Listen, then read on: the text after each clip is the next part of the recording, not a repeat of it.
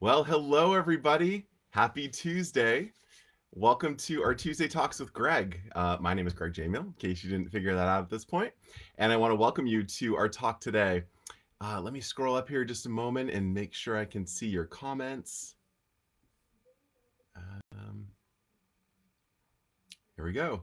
So I see a few viewers on there. We'll see if you can write a little comment, just say hello, and we'll make sure that you can see everything and hear me okay. All right.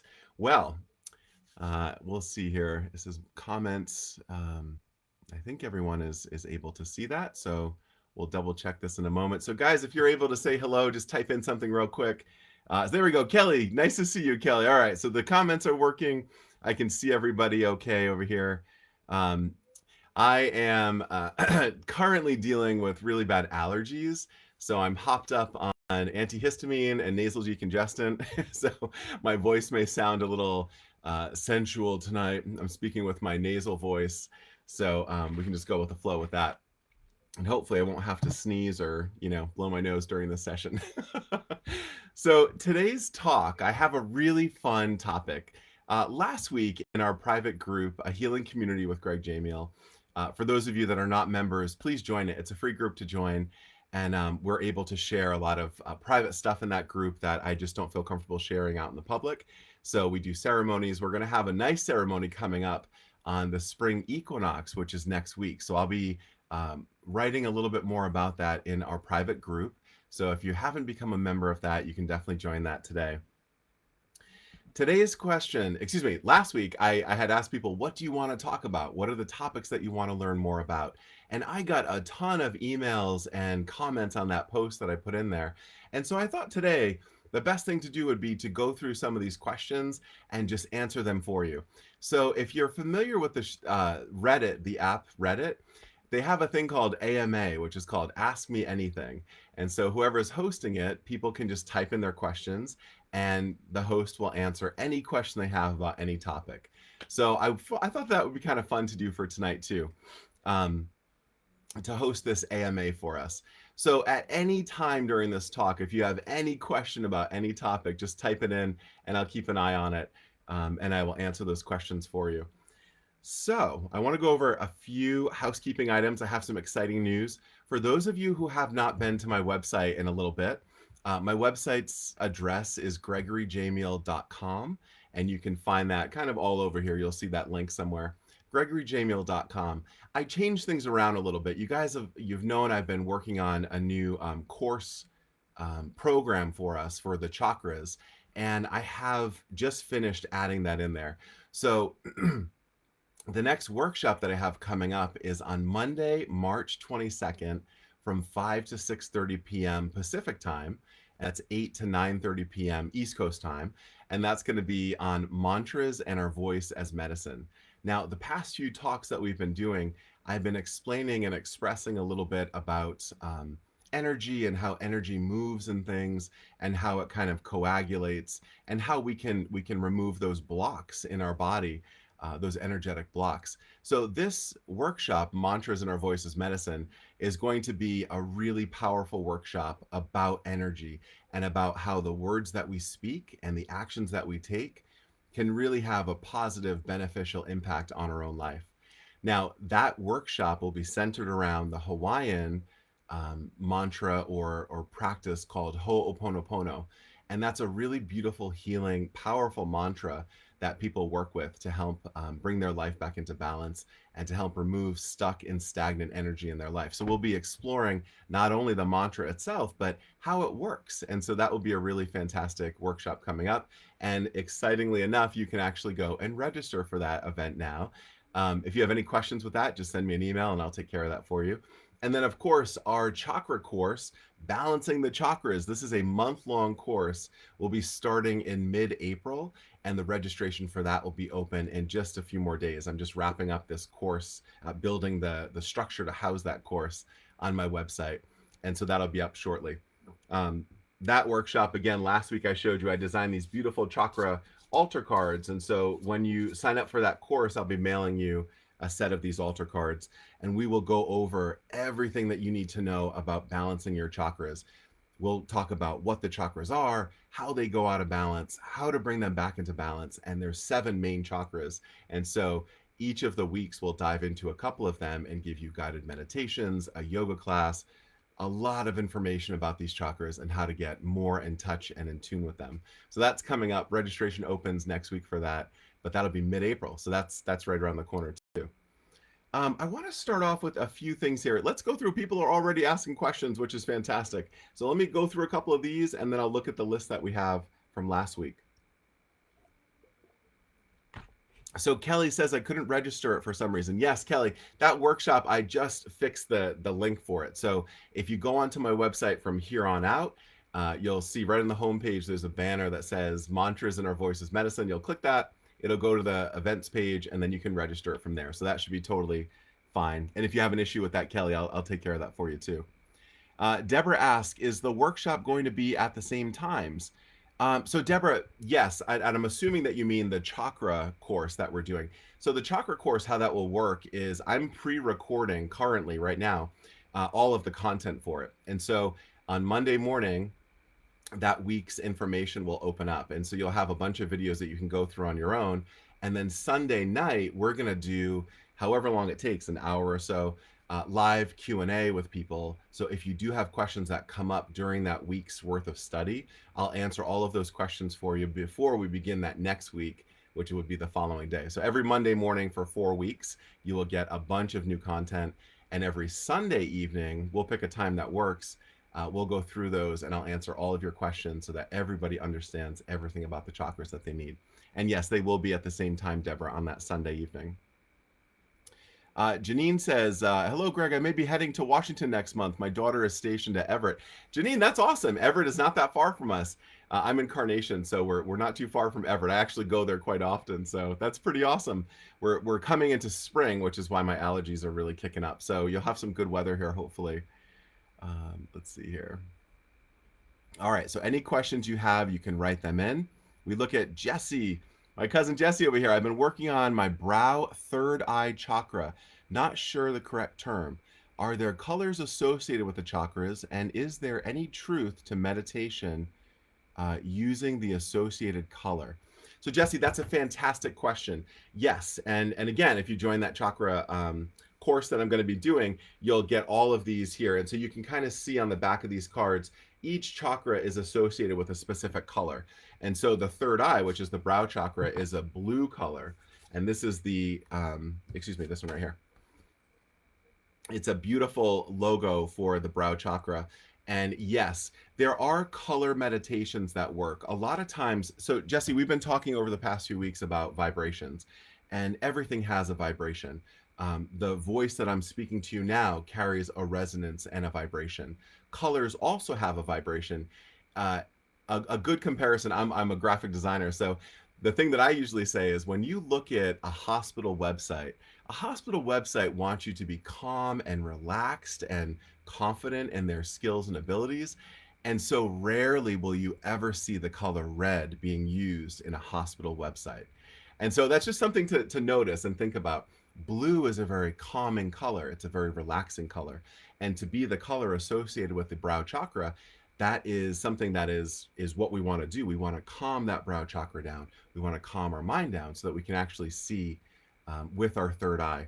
And so a lot of things you can do to practice strengthening that brow chakra are different meditations. And yes, they will include, a lot of them include color therapies or different color visualizations where they have you visualize a glowing orb spinning. The things that I'll be sharing in my course are a little bit different than that. A lot of those color meditations you can find online anywhere. You can just Google, color therapy for the chakras, and you'll find a ton of meditations about the different colors for each one. I'm going to be teaching a little bit different and sharing some unique information about each of those. So I hope that answers your question there, Jesse. Let me read a couple of our questions that we had sent in from last week, since they were sent in a little bit ago. Harold asked a question. Maybe some tips on how to stay focused during meditation when one's mind is running wild. Also, during visualization, imagine an animal running towards you. How do I know if this is an image is being contaminated by a movie I saw or remember or an actual vision? And that's a fantastic question that Harold wrote in there. So his question is basically, how do we quiet our mind during meditation? And then how do you tell the difference if you are actually receiving information or if you're just making this information up? So I'll first address the calming your mind. Meditation, the whole act of meditating, the process of it, is with the intention of quieting what we call the monkey mind. It's that thing when you close your eyes and sit in silence, you think of, hey, I have to go do laundry, I have to drop my kid off at school, I have to do this and that. And so that monkey mind kind of moves around. And the goal of meditating is to quiet that and calm that mind. You can do that through breathing techniques. You can also consciously choose to bring yourself back to that attention of your breath. So, a lot of people, when they do meditations, they'll say, take a breath in and feel your ribs expand.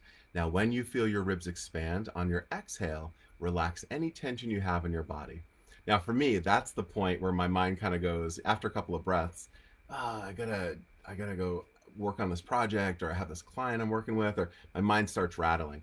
And I worked with this Buddhist monk back in Portland, and every Sunday I would go work with him, and we'd sit there. And when my mind started to move around, I don't know how he knew it, but he would just quietly say, "Bring your attention back to your breath." And so that's a very good beginner um, focus, to bring your attention back to the breath. Simply breathe. That's one way to get focused back into what you're doing, which is calming and down regulating your nervous system. Now, another thing that is very beneficial is working with that candle gazing.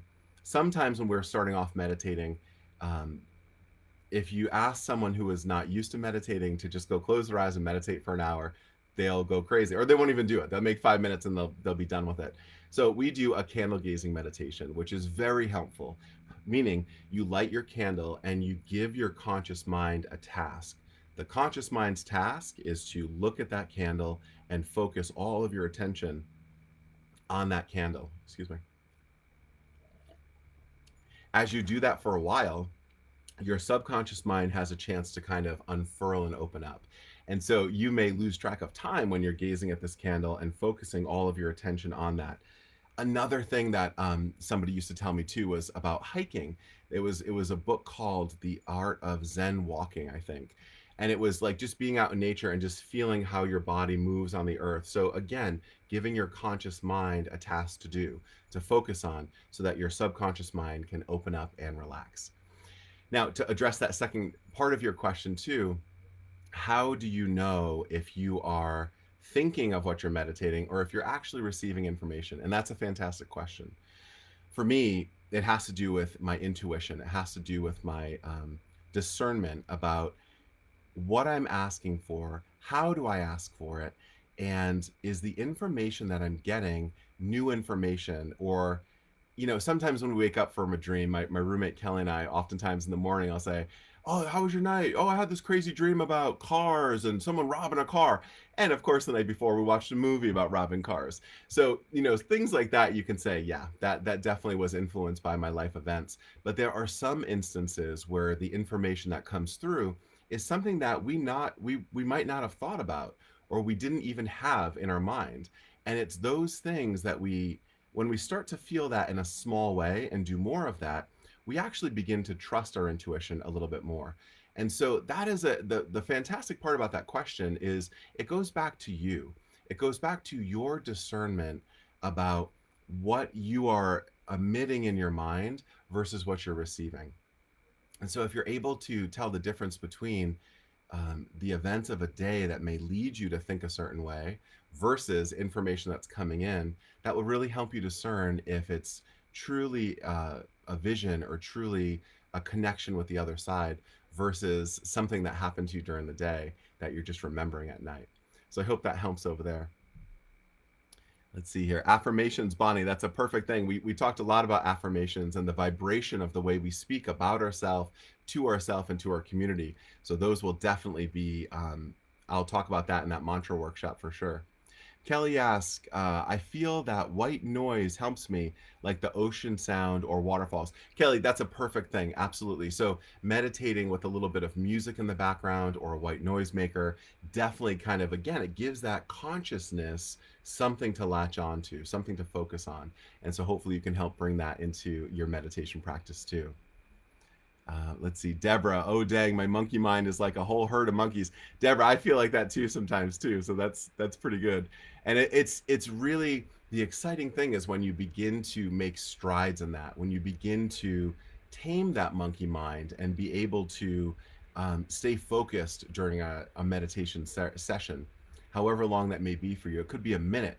For a lot of us, a minute of silence or even 5 minutes of silence is a win in a day where we are bombarded by different visual stimulus and music and talking to people and TV and ads. So taking 1 to 5 minutes a day is an amazing way to kind of down regulate and just kind of recenter yourself. And little by little, you can expand that from 5 minutes to 6 minutes and so on. Okay, so I have a few things I wanted to share too here. I'm going to keep scrolling through. There's lots of comments, so thank you so much for writing in, you guys. I'm going to keep checking on those things. I talk a lot about smudging, so using the sage and the cedar and the sweetgrass and Palo Santo. And there's a new plant that I've been working with and developing a relationship with. And the reason I wanted to share this today is I know a lot of you have taken that smudging workshop that I had on my website. And if you haven't, you can go purchase that today. It's a fantastic hour-and-a-half long webinar with a 30-minute Q&A follow-up. And we talk about those plants that I just mentioned, sage and sweetgrass and Palo Santo and cedar, the really common ones. But there's another plant that I've been working with lately called bearberry. And because it's springtime, I really resonate with the bear energy. And so, this time of year, those bears are waking up and kind of waking up from their hibernation and kind of eating certain plants that will help trigger their digestion and get their juices flowing again after a winter of sleeping. Bearberry is one of those beautiful plants. Now, I've been doing some research on it, and a lot of us in this group are looking to connect with the other side. And the reason I'm talking about this today is this plant, they say when you either smoke it or light it, put it on some charcoal and let that smoke kind of move around if you bless yourself with it, or use it in your smudging ceremonies, or even light a little bit before you meditate. You can also make a tea out of this too. You can soak the leaves and drink the tea from it. Bearberry, they say, is a gateway to the other side.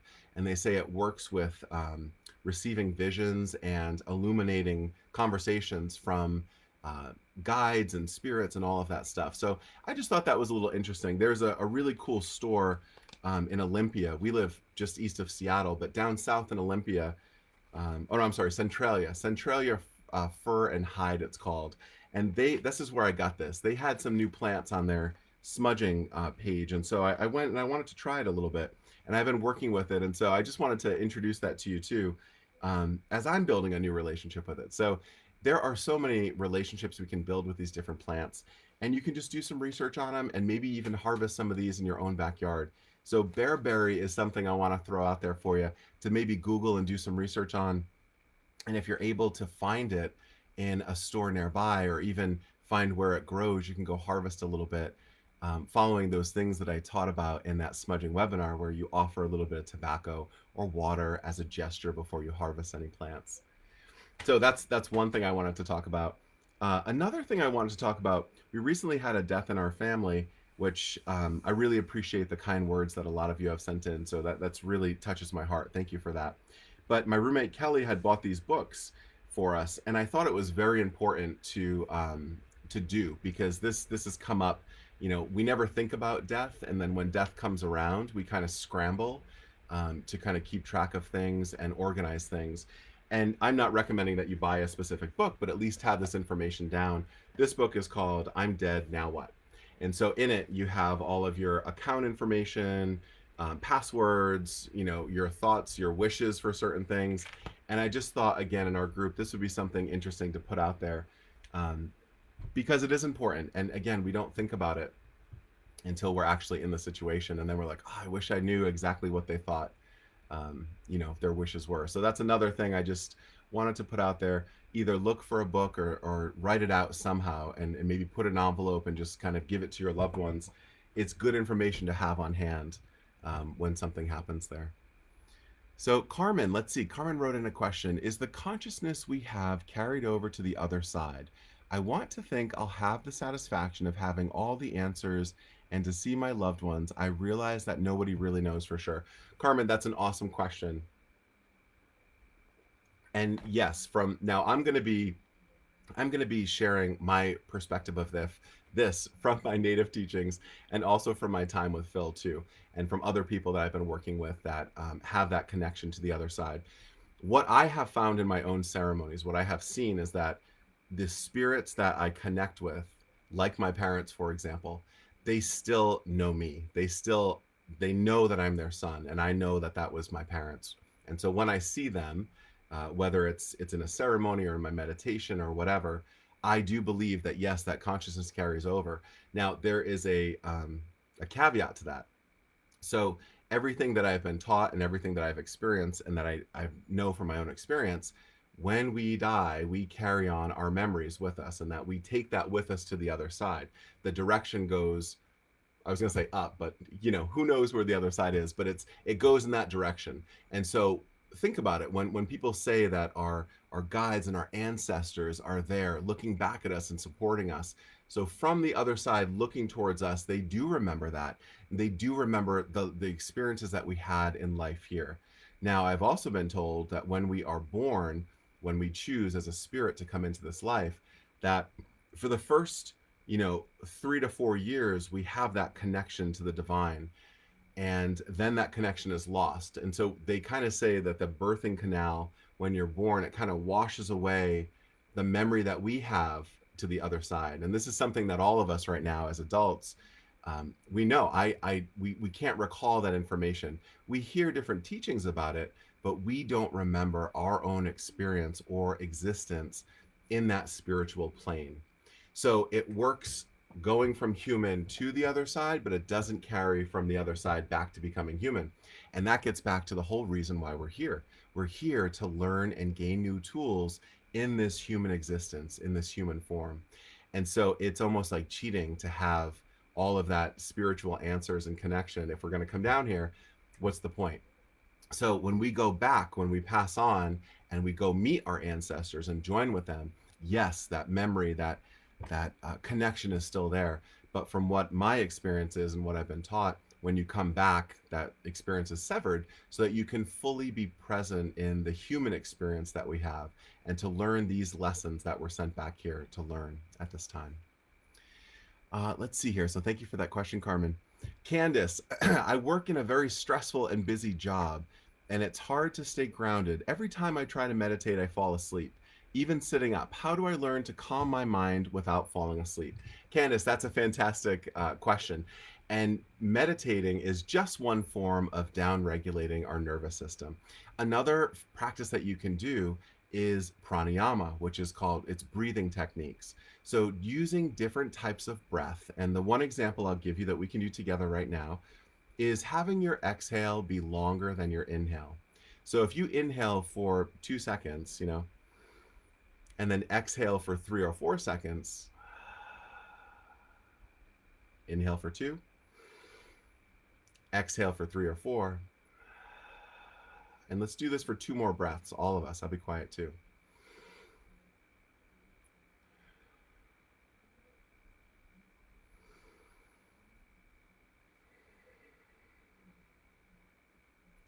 So even me, being on camera here, running this with the lights and everything, I get a little nervous sometimes when I'm doing this, and that right there, like, that calms me down too. So when you're in a stressful job, Candace, and you have to take those few moments, you can even go into another room and just take those breaths. If you can take those breaths, you'll be able to calm your whole system down. You don't have to dive into a whole meditation. And for a lot of us, I used to work in TV for over a decade. And when I was in that TV environment, it was breaking news all the time, and they needed all these things. And so there wasn't really an opportunity in the heat of a stressful situation for me to say, hey guys, I'm going to go do a 15-minute meditation. They would have been like, nope. And so what I did do then is I went back in my office and I shut the door and I just took a breath for just a few moments, and that kind of recentered me in. So pranayama, or breath work you call it, is a fantastic way to kind of get recentered and regrounded during your day. Bonnie says, heard my mom is my main guide, trying to pick that up. Yes, Bonnie. So guides, that's a wonderful thing too, trying to find your different guides. And we've been talking about guides for a while, and I'm going to have a whole video come out soon too about different guides, because it is a topic that everyone really likes and is very curious about.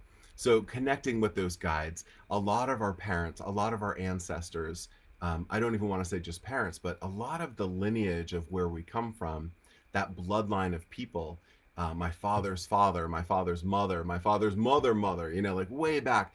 All of these ancestors are here supporting us and watching us and encouraging us. And oftentimes they are our guide in one way or another. So yes, that's a great reminder there, Bonnie.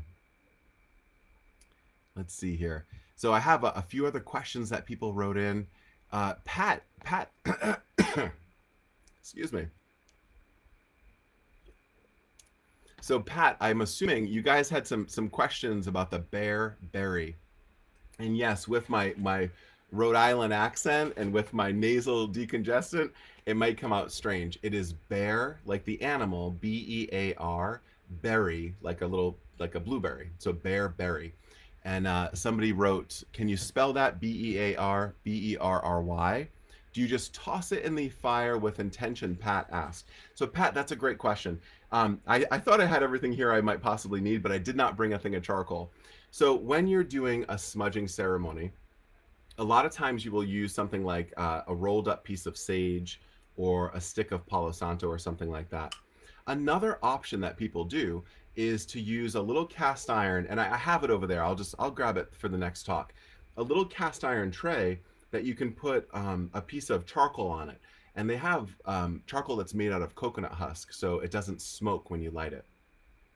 What I usually do when I work with that, so I used to travel around the world teaching fire ceremonies, different yoga ceremonies around Europe and stuff. And a lot of those studios, I could not have a fire outside. So I ended up bringing these little charcoal husks with me, and I would light the charcoal and that would start burning. And then throughout the ceremony, I would open up my bag of cedar or whatever I wanted to offer on it and sprinkle a little bit on that charcoal. And then it's that smoke that comes up that you can use to bless yourself off or put some intentions in. A lot of times they say when we're setting intentions or saying prayers or whatever you feel called to say, it is the smoke of the plant that we're working with that carries those messages up to the sacred ones. So yes, if you're using that bearberry and you have a little piece of charcoal, or even just put it in a bowl like this and just light it up a little bit, that's when you'll take that smoke and kind of waft it over you and offer it to the directions around you and just say, hey, to this plant, to the spirit of this plant, I heard that you're really good at opening people's minds, and so I'm asking for that good blessing in my mind. I'm asking that my mind opens up too. And again, not only smoking this or putting it on the charcoal so smoke comes out, you can also make tea with a lot of these plants too. So that's another option for you to go in there. Let's see here. Some more people wrote in some questions. Thank you, Pat. I see you on there. Okay, so Heidi Finch, this is a great question that they wrote in. How do you stay in a peaceful place when things around you are not so peaceful? Keeping a feeling of well-being and not allowing outside influences to disturb you. That's a fantastic question. And, all of us, all of us lately have been in a very stressful situation with the pandemic, these new things that are coming out, these restrictions. Now you have to stay home, you have to isolate, don't talk to your friends, don't hug your friends, you have to stay away from them. This past year and even now, it's challenging for so many of us. And so the thing that I oftentimes say, I'm from Rhode Island, and so I use a lot of ocean metaphors, and it's like trying to be that ship in the storm where you are still grounded, you're being moved around the ocean, but you're not capsizing. Your stern is not breaking off, your mast is not breaking off. You're just kind of sailing with the motion of the ocean. You're moving and adapting and being agile with these waves and these storms that come through our life. And if you can stay grounded and focused during a challenging time, you actually are able to think better, to focus, to come up with solutions to these problems, and to honestly find happiness and peace in a chaotic situation. Some people do this by a meditation practice. Other people do it by a yoga practice. People have what they call, quote unquote, their practice. So I have my ceremony practice. In the morning, before the sun comes up, I wake up and I go sit outside. I've shown you guys my yard a couple times. And so I sit out here and I watch the sunrise. And, in the wintertime, I have my blanket on and I just listen. I'm just listening to the sound of the birds waking up and watching that light as it comes over. There's a wall of trees and the sun rises up over it, and I just watch that day kind of wake up a little bit. And so that's my practice. And during that, I do my own practice in there. Some people who have a yoga practice, when things get rocky or bumpy, they go into their practice, they do their yoga, they get back into their body. And I think that is one of the main tips that I can say, whether it is meditation or yoga or ceremony or whatever you have, playing with your kids or looking at your home or doing the things that are spending time with the people and places that are very important to you, it is grounding for you. It gets you back into your body. The more you're able to get back in your body, the less of an impact your mind has on the whole thing. For me, a good example, when I worked in TV, I said this breaking news, everything was a big deal. Everything, you had to do it right now. Everything was breaking news. So I was basically at my desk from, I worked 2 to 11. So it was like 2 p.m. I got in there, and of course it's a 5 o'clock newscast. So from 2 to 5, I was working on the 5 o'clock show. Then after that, we had a little dinner break, and then it was working on the 10 and the 11 o'clock show. And then break-ins, cut-ins all the time for breaking news. So I was at my desk, I wasn't moving around, and I was staring at a computer and working, on my design. I was art director for CBS and a lot of companies over there. So I was working on my designs all day long at my computer. What happened after doing that, I did that for about 11 years. I was not aware of anything from my neck down. My head was great. I could come up with ideas and I could crank things out, but I lost touch with my body.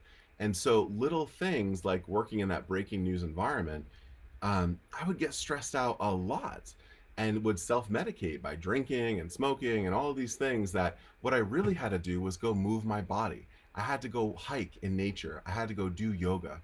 And so when I got out of that sitting feeling for a long time and moved my body, I brought that awareness back into my flesh, and that kind of helped me get more grounded and more in touch with the reality of my world, which was not always in my mind. Our minds are creative and fantastic and very intelligent, but we spin things and we think about things over and over again, and we tend to manipulate the truth of what is actually happening in our own mind. When we get back in our body, we can feel that connection to what is real. And most times that lets the stress of our mind kind of quiet down a little bit. So yes, I hope that helps. Bonnie wrote out there, the gym was closed, other options. Yes, Bonnie, look right outside, go for a walk. That's what I've been doing. My gym it's far enough away that it's a little inconvenient. We live out in the woods here, and so it's like, I don't know if I want to drive 40 minutes to go to the gym for an hour and a half and then drive another 40 minutes back. That's a big chunk of time in the day. So what I've been doing lately is going to go walk and hike around here. And I know I signed up for like a physical thing too, like a little home workout thing. So I've been doing that as well too. But yes, there are things that you can do. Absolutely. Yosim, here we go. Was design your purpose in life, or did you find your true purpose after your design career? Yosim, that's a fantastic question. Thank you for that. Um, I have a skill as an artist. I'm a painter. I'm a digital artist. I do animations and things like that. But I don't think my gift is solely art. Although if you ask my grandmother, she's frustrated because she thought I would be an oil painter, a famous oil painter. And every time I talk to her, she reminds me that I have not painted and that she wants her painting. So I have been working on a painting for my grandmother, but I don't think that's the main thing I'm here to do. I think my main purpose in life is to bring beauty into the world, regardless if that is from my art or from sharing these different practices, getting people to remember and even learn about these old ways of living, these old traditions that have been dwindling over time as the continent, as the world kind of evolves forward, a lot of these ancient teachings are being left behind. And to me, that's very sad. That ancestral line is powerful, and those teachings there are incredibly healing and dynamic. And so I have made a commitment in my life to do everything I can to help keep those traditions alive and well, which is what I teach a lot of the time here too. So, so yes, Josine, thank you for that question there. But I think all of us have many purposes in life. I don't think that there is just one purpose. I think there are things that we enjoy to do in life. Like I love making art, and I make, I have a laser cutter here. I do wood sculptures. I have this, I mean, literally right next to me, I'm about to start making leather bags and all these things. So I'm constantly making art in some form or another. Even though it's not, like I said, to my grandmother's disappointment, it's not oil painting, um, which I will do again. But yeah, so I think we all have many gifts, and that art is just one of them. But I think the truer gift for me is sharing beauty in the world, and so that can be done in a multitude of ways. So I want to thank you guys. It's 5:36. Thank you for sticking around here. And I really like this kind of dynamic format where we can ask a bunch of questions. I didn't even get anywhere near through the questions that I had listed here because everyone had some. So that's fantastic. I'll pepper in these AMAs, the Ask Me Anythings, throughout the month too, and we'll do maybe one of those a month just so people can kind of get their questions answered. And for those of you who have written in the questions on the page here, I definitely have written them out. And so I will actually expand. A couple of questions overlapped. And so I'm going to combine them and actually do a full talk on some of those topics that you guys wrote in. So thank you, thank you, thank you for writing in those comments, because it really does help me know what you guys are looking to learn and how you want to evolve and grow. Once again, as a recap, check out the new website, gregoryjamiel.com. You can find everything on there. You can register for my next upcoming workshop, Mantras and Our Voices Medicine, on May 22nd from 5 to 6:30, which is going to be amazing. And then, of course, the big thing is the Chakra course, which is coming up in mid-April. So I hope to have that open for registration in a couple of days. It's just, again, it's a lot trying to do all this myself. So I'll get out to you as quick as I can. And other than that, I will see you next Tuesday. And I hope you have a fantastic rest of your night and sweet dreams. I'll see you soon. Bye-bye.